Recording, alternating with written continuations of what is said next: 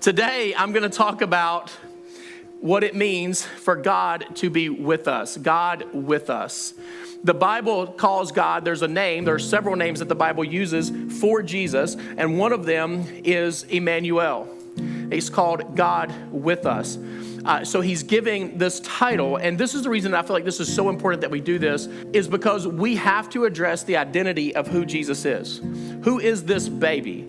Because people love Jesus as long as we're not too clear about who he is. People are okay with Jesus as long as he's just a good teacher, but it's not okay for them to call him the Son of God. And when you call him the Son of God, then it's a problem for some people.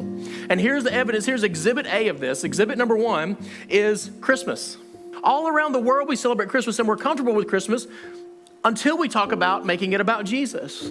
Not everybody makes it about Jesus. How many times have you heard? In fact, it's on the building outside on a banner. It says, Jesus is the reason for the season. Why is it that we have to remind people that the holiday that celebrates Jesus' birthday is about Jesus? People celebrate Christmas, but they have trouble identifying who Jesus really is.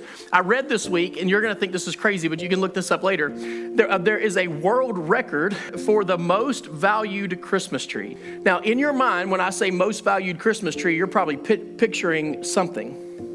This Christmas tree was put up in 2010. I'm going to give you the picture. It was 43 feet tall.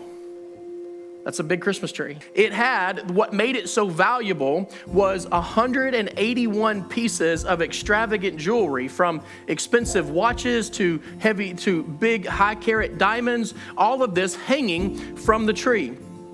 You want to know how much it was worth? The most valued Christmas tree ever was worth over $11 million on a Christmas tree.